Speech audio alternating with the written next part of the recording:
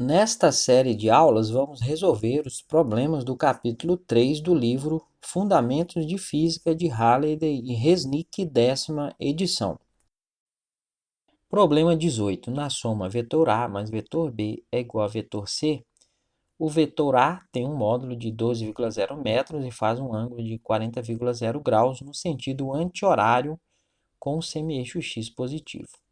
O vetor C tem um módulo de 15,0 metros e faz um ângulo de 20,0 graus no sentido anti-horário com o semi-eixo x negativo.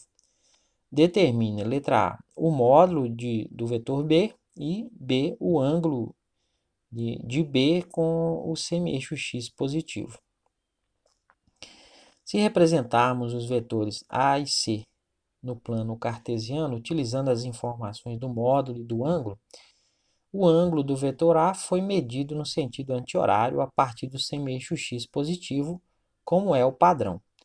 No entanto, o ângulo do vetor C foi medido no sentido anti-horário a partir do semi-eixo x negativo. Se medirmos o ângulo do vetor C a partir do semi-eixo x positivo, devemos somar 180 graus ao ângulo original. E o novo ângulo é θ igual a 20,0 graus mais 180 graus, que dá 200 graus. Então, esse será o ângulo do vetor C. Podemos utilizar a álgebra vetorial para expressar o vetor B em termos dos outros dois vetores. Como o vetor A mais o vetor B é igual ao vetor C, se a gente passar o vetor A para o outro lado da igualdade, é só trocar o sinal. Então, o vetor B vai ser o vetor C menos o vetor A. Como fizemos no exercício anterior, podemos expressar os vetores em termos dos vetores unitários do módulo e do ângulo. Então, o vetor A vai ser o módulo de A vezes o cosseno de 40 graus, que é o ângulo que ele forma, vezes I, mais o módulo de A vezes o seno de 40 graus vezes J. Então, dá 12,0 vezes o cosseno de 40 graus, 0,766 vezes I, mais 12,0 vezes o seno de 40 graus, 0,642 na direção J. Então, o vetor A vai ser 12 vezes 0,766 dá 9,192 na direção I, mais 12 vezes 0,642 dá 7,704 na direção J. O vetor C vai ser o módulo de C vezes o cosseno de 200 graus na direção I, mais o módulo de C vezes o seno de 200 graus na direção J.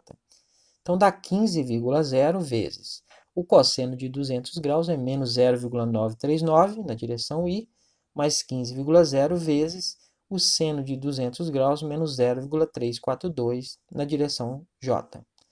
Então, o vetor C vai ser 15,0 vezes menos 0,939 dá menos 14,085 na direção I. 15,0 vezes menos 0,342 dá menos 5,13 na direção J.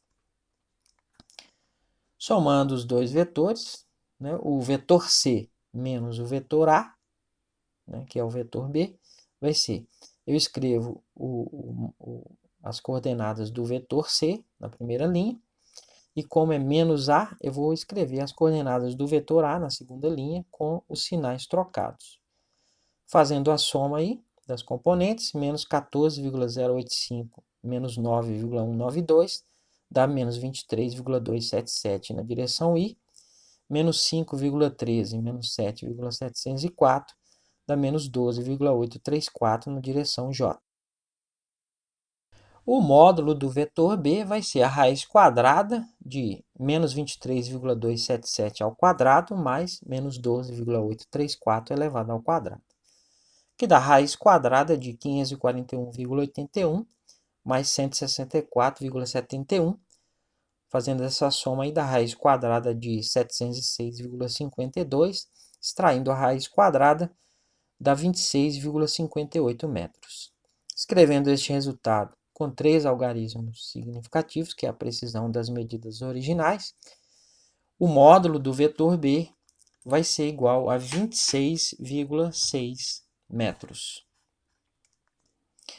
A tangente do ângulo θ deste vetor vai ser menos 12,834, que é a componente y, sobre menos 23,277, que é a componente x, que dá 0,551. O θ, então, vai ser o arco cuja tangente é 0,551, que dá 28,854 graus. Se representarmos o vetor B no plano cartesiano, veremos que ele está no terceiro quadrante. E o ângulo calculado está no primeiro quadrante. Se somarmos 180 graus ao ângulo calculado, a tangente do novo ângulo tem o mesmo valor.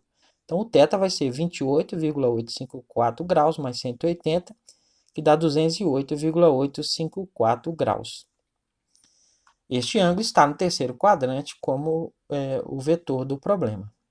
Então, este é o ângulo do vetor.